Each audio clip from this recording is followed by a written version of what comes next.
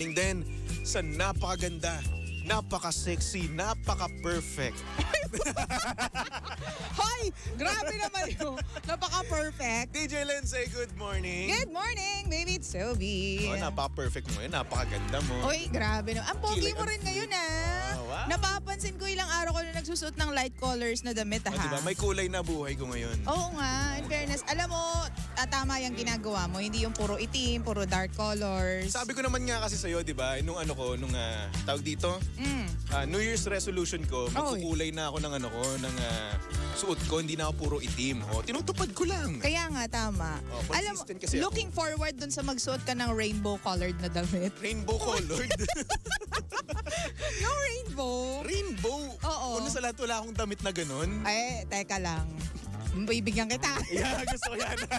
Teka lang, si Romel. Ay, mahal, nakikinig sa atin si Romel ngayon. Ay, Romel, hello po. Kamusta? Ayan, teka lang, maghahanap tayo, mahal. Mabigyan natin to ng ano. Oh, yung sige, basta tie-dye libre. ba yun? Tie-dye. Oo. Wala ako nun eh. Pero kung bibigyan mo ako... Ay, oo naman. Sige. Maghahanap ako. Yung tipong mala-unicorn yung datingan. Ano? Yung kulay. Gusto mo yun? Bakit? Wala nang problema. Tama. Kayang-kaya ko na masuotin yun. True. Basta Tsaka, may 500. bakit? Bibigyan ka ng damit. Gusto mo pa? Aba, syempre. Inutusan mo ko. Alam mo, isang pagkakataon na to para mahal maglabas tayo ng damit. Mahal maglabas tayo ng linya ng damit. Para sa mga lalaki. Ay, gusto mong pumartner? Oo, pwede rin naman, di ba? Why not Nagkaroon ng clothing line bigla. Bakit? Wala nang masama doon na. Magbebenta tayo, bibili naman sila, di ba? Bibili kayo, di ba, mapangga? Oo, tapos ikaw yung magmamodel, ako, si Romel, ganyan. Murang-mura lang naman, mga 3.5 isa, ganun. Uy, grabe naman sa 3.5. Bakit? Ano ka, luxury brand? Siyempre. Grabe. Excuse me. Baby Toby. Baby Toby to, pag sinuot ko yan, ay nako, mahal ka agad dyan. Grabe. Ay, joke lang ha. Baka sabihin nyo, napaka-hambog ko. Hindi po, humble lang po ako. Hambog ka talaga. Uy, hindi. Nakakaloka. Hindi nga. Sige, one time maghahanap tayo. Pag-usapan natin yan. Yes. Pero hoy yung damit na rainbow bibilan mo ako. Oo. Gusto ko branded. Bakit alam mo, napaka-brand conscious mo dyan. O hindi man. Alam mo, ang tunay na gwapo, Oy. kahit anong isuot, carry niya. Excuse me. Oh, Yung dumaan mga ka na. damit ko, mga bigay-bigay lang sa akin yun. Di pa ako bumibili ng sarili kong damit. Kaya nga, ba't ka nag-iinarte? Gusto mo branded Di mo na pa? ako nag-iinarte. Ito may pagkaano to. Siyempre, tinitik advantage ko lang yung libre mo sa akin. May pagkaano to, social climber. Alam mo, yaman, no? Nakakaloka. Alam mo, yun yung pinaka hindi ko bet minsan sa mga tao. Yung brand conscious masyado. Okay. Medyo kapag nakikita ko na siya, yung anong brand niya, yung ganon, na-off ako. Kasi, ikaw. Parang naging pet peeve mo ba? Ganon. Sorry medyo wide kasi yung ibig sabihin ng pet peeve para sa akin. Sa definition mo, what do you mean by pet peeve? Pet peeve, something na parang ayaw mo, talagang normal na ayaw mo talaga. Yung wala kang magagawa, ganun yung para sa akin. Okay. Well, siguro masasabi mo na pet peeve siya. Yun, ko siya. Kasi wala lang, kapag nakikita ko kasi na medyo brand conscious yung tao, it speaks a lot about yung character niya Ako kasi, ang damit ay damit. Kahit anong brand pa, ang camera ay camera. Diba? Minsan kasi may mga brand na hindi masyadong kilala pero ang ganda ng quality. Actually, oo. Diba? So, it doesn't matter kung kilalang brand siya or what. Basta para sa akin, maganda yung quality and it makes me happy, go. Yes. Actually, itong damit ko, department store lang to. Diba? So, diba, kung feel mo naman siyang isuot. At saka plus, mura pa. Yun diba? na. Kaya ayoko talaga yung mga taong ganyan, yung brand conscious. Medyo na-off ako. Alam mo, meron ako napanood sa TikTok at saka sa Facebook. Merong isang brand na na pinalitan lang yung pangalan, ginawang parang pabango sa pandinig. Oo. So ginawang ganun lang, pero yung brand na yun, ayaw talaga ng mga tao. Ano yun? Ayoko sabihin. Oo nga. Siyempre, mahirap mahirap di ba? na. So, ayun na nga, Ang nangyari, pinalitan lang ng brand or brand name yung brand na yun. So, naging parang sa mata nila, sa pangtingin nila or sa pandinig nila, yung brand name na pinalit, napakaganda, napaka-classy. Talaga? Diba? Pero in reality, yung mga products pa rin, hindi pinalitan. Yun pa rin. Alin yan? Mamaya sabihin ko sa'yo mamaya. Sige. Ano kaya Ito kasi yung brand na kasi yun, parang ang sabi ng ibang tao, chipipay daw. Tapos ni-rebrand nila. Ni-rebrand nila. Binago lang talaga. Pinagtripan lang talaga nila yung mga sabi natin, social climber, no? Oo. Na ayun na ayaw ng mga ganong brand, di ba? Ng mga mumurahin, di ba? So ngayon, tinaasan yung presyo, pero same pa lang din. Same product din. Oo, so binago lang yung packaging niya and all, pero same product inside. Yes. Uy, ano yun? Tapos nakikita ko yung mga comment doon, no? May interview kasi eh. Narinig ko yung mga comments sila, nakikita daw nila, ay napaka-classy nitong sapatos na to. Sapatos? Oo. Wag mo na sabihin kung alam mo na, okay? Malamang si Romel alam yan. Mahal, mag-comment ka nga. Kanina ka pa kinakausap, ayaw mo sumagot. Pero yun na nga, no? Oo. Yun lang nagpapatunay, no? Na pangalan lang din talaga minsan yung yung panlaban talaga ng ibang brand eh. Sa bagay. Diba? So ngayon, kung mabango sa pandinig yung yung isang pangalan ng brand na yun, ay pagyayabang niya yan. Bibili ka agad yan kahit gaano pa yan kamahal, diba? Oh, sa bagay. May point din naman. Sabi dito, kung poporma ka na lang din, dapat branded na, sabi ni Arch. Pero iba yung take ko kapag pabango Kapag pabango, syempre, gusto ko yung, alam mo na, arte ko dun sa... Hindi, sorry na, yun lang. Pero pag mga damit, ganyan, okay lang. Basta maganda, kaya mo siyang dalhin, it will look classy or maganda naman yung dating sa'yo, why not? Doesn't matter kung branded siya o hindi. Alam mo sa sapatos, no? Ang daming Sapatos ba? Ikaw? nagsasabi sa akin na uy, ano sapatos mo, magkano yan? Mamahalin siguro yan, no? Yung sinasabi ko na sa kanila, oy hindi, class A lang yan. Di ako bibili ng original. Hoy! Bumili ka ng ano! That is so bad. Napakamukha ka. Naka-airing nga pala tayo. Hindi to kwentuhan lang, be. Oo nga pala. My bad. Nakakaloka ka. May mga ganyan talagang klaseng tao. Pero syempre buy yung original talaga. Para kang magnanakaw niyan, ha? Tamo na tuloy ako. Diba? Ikaw, memo is waving at you. Diba? Nakakaloka ka. Pero yun. Anyway, erase, no? Pero yun na nga, no? Para sa akin kasi, ako kasi, alam ko yung estado ko ngayon so far sa pagdating sa buhay, no. So ko ayokong isettle yung yung pamumuhay ko sa hindi ko pa naman abot, no. Oo, totoo. So kaya ako bibili muna ako ng medyo mura ngayon kapag umangat-angat na ako, sa ako bibili kapag kaya ko na. Oo. Yes. O kaya, pwede kang bumili one piece tapos make sure na durable siya. Tsaka parang kahit anong events, pwede mo siyang isuot kahit anong panahon, anong season, ganyan. Yes. May mga ganang lalaki. Pero don't get me wrong, ha. Meron din naman ako mga sapatos na talaga nga namang pack na pack, no. Yun yung mga sapatos na yun na talaga nga namang para sa akin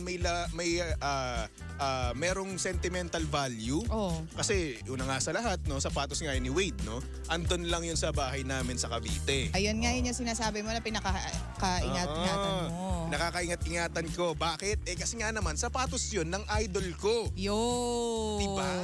Parang sa amin naman, ang translation niyan is sa mga bags naman, sa mga babae. Yun. Diba? Kasi pwede kaming bumili ng bag at pwede naming iterno yung bag na maganda. Basta, yun nga, durable, high quality. Pwede mo siyang gamitin kahit saan talaga. Yes. Basta, kahit isang pirasong bag lang yan, basta alam mo na maganda yung performance niya, tsaka hindi siya basta-basta nababakbak, go. So ang tanong, ilan ang bag mo sa bahay nyo? Talaga ba? Siyempre, di ba, pag babae kasi, di ba, parang yun yung collection nyo eh. So, ilan ang bags ni DJ Lindsay sa bahay? Girl, madami akong bag. Baby, madami akong bag, pero meron lang akong 2 paborito. Oo. At hindi yun mahal, ha. Pero kasi nakita ko na talagang kahit saan pwede ko siya gamitin, mapa-casual, mapa-classy. Yun. Tapos, ano pa ba yung isa?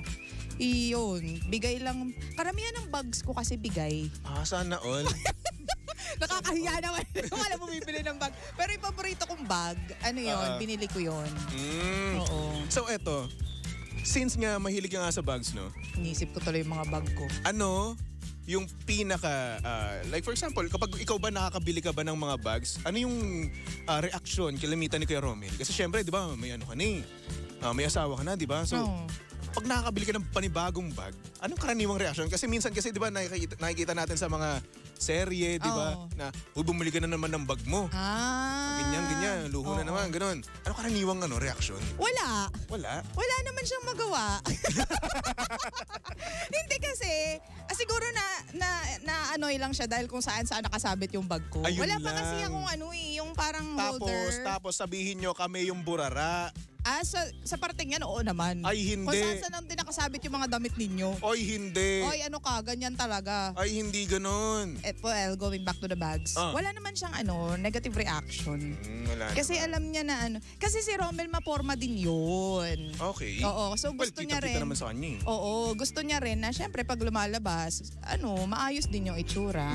Ganyan. Yun. Ganun siya. Ikaw ba, kapag halimbawa may jowa ka, pinapansin mo kapag bili siya ng bili ng bag? Ay, hindi. Ang sama naman ng ugali mo. Hindi ko naman Hindi naman porket sinabi ko yun, Ay, ganun hindi nga. kaagad ako. Hindi, alam mo, kapag pera mo at gusto mo yan, go lang, bumili ka. Diba? Kasi, Totoo. Kasi ako may luho rin naman ako. Totoo. At naramdaman ko yung feeling na pinagbabawalan ako sa gusto kong bilhin. At ayoko nun. Diba? Kasi syempre gusto ko to eh. Oo. Ay, pagbabawalan mo ako. Oo. Diba? Kahit girlfriend kita, diba? Oo. Susunod pa rin ako sa'yo. So hindi ka, kapag pinagbawalan ka niya, susunod ka, hindi ka na bibili? Syempre mahal ko O eh. itatago mo? Mahal ko eh. So hindi ka na bibili? Hindi. Weh? Oo. Kasi Hindi ba nga, dapat mag-adjust siya kasi yun yung nagpapasaya sa'yo? Kasi nga, mahal ko. Bulag, syunga, susunod, martir. Hindi. Kapag mahal mo yung isang tao, kung saan siya masaya, dapat dun ka.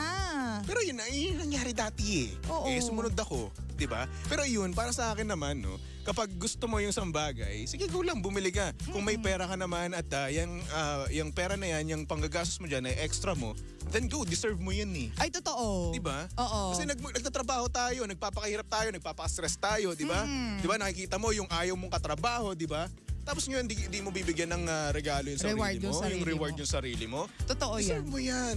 Oh, totoo. Ay, naalala ko, Baby Toby, hindi pala ako masyado kasing maarte sa bag. Mas pabango ako. Pabango? Oo. Si Romel dyan napapatumbling kapag... Pag bili ako na bili ng pabango. Kasi sasabihin niya, ang dami mong pabango sa bahay. Yung iba kasi hindi ko pa nabubuksan. Di ba may ganun tayo kapag alam na natin yung scent pero pinakaiingat-ingatan natin siya. Hindi natin siya bubuksan. Although syempre, it's meant to be worn yung mga pabango. Pero wala, nandun lang siya. So siya napapakamot siya ng ulo. Pabango na naman. Ang dami mo ng pabango. Ganyan. Sa bag kasi, naalala ko, hindi siya masyado nagre-react. Pero sa pabango. Sa pabango talaga. Para sa akin yung pabango, hindi pa ako nakakabili ng original talaga. Oo. Alam mo, dapat hindi ka talaga Hindi, support.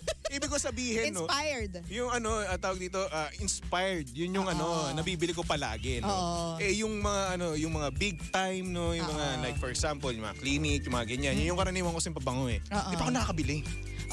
Well, kasi yun nga, may mas affordable naman na na variant naman talaga yung mga inspired. Yes. Oo. So ayun, baka siguro sa birthday ko, no, since mag-birthday din na rin naman ako ng September, no, regalo ko rin sa sarili ko. Bibili ako. Meron ka, di ba yung nabasag? Ayun nga, hindi naman siya totally basag, no. Nasira lang yung kanyang pang-spray. Yes, yung spray. So ayun, so sobrang naubos. bumango yung buong bag mo. Oo. Nung pumunta ako ng Taiwan, no, Oo. yung bagahe ko natapon dun. Yun nga.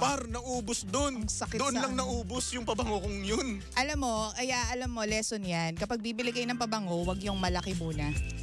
Wag yung 100 ml muna.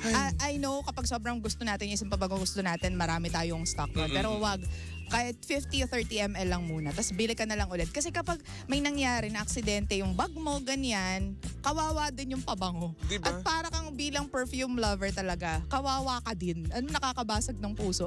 Kaya tuwan-tuwa ako, yung binigay sa akin ni Arch last time, yung mga maliliit lang talaga. As in, kasi pwede ko siya ilagay sa bag, ganyan. Tapos hindi ako nagwo-worry na baka mamaya mabasag siya. Kasi maliit lang siya. Diba? Alam mo, nung nakita kong nahulog yon mula third floor, no? Oh my God. Parang yung tinanggap na lang ng puso ko, ay, pusang gala, wala na akong pabango. Ano pa naman natin yun? Meron tayong awards night, no? Nung time na yun. Oo. Pusang gala, wala na akong pabangong mamahalin. Patay tayo. Pero buti na lang talaga, matibay yung yung glass nun. Hindi talaga nabasag. Yun talaga yun. Kapag bumili ka ng original, yun yung takeaway mo dun. Buti Diba? na lang talaga, as in nabasag lang talaga yung pang-spray. Yun. Kaso nga lang natapon. Yun ang masakit. Kapag talaga, alam mo yun, high-end na pabango, tsaka may presyo talaga, talaga. Hindi lang naman yan dahil sa brand. Most of the time, yung mga ginagamit dyan na materials, even sa packaging, sobrang tibay niyan. Actually. Na kahit anong mangyari, balentong man, carry lang, hindi siya maano. Imagine mo sa akin, third floor, tapos bumaba pa yun sa second floor, tapos ano pa yun, tumama pa yun sa bakal. Oo, tapos diba? sa ground, no, Oo. na kung saan, semento talaga, no, hindi pa rin buo pa rin. Diba? Ayos na ayos. Tsaka may reason kung ba't sobrang kapal ng mga bottles ng pabango. Kasi yung Yes. concentration yan, dapat protected yan. Na kahit matapatan ng init ng araw, hindi siya maapektuhan. Kasi nga Diba? makapal yung bote. Oh, bilhin nyo na ako ng original. Oo. May kinuwin. Lapit na birthday mo, B? September 22. Medyo malayo-layo pa Malayo-layo naman. No? pa. So may time pa kayong mag-ipon. May nagtatanong dito. Ayan, favorite na pabango ni DJ Lindsay? Sa ngayon, ang paborito kong pabango, bukod sa Joe Malone na mga regalo sa akin. Ay, teka lang. Yung DNG, the only one. Yung red bottle. Red bottle? Oo.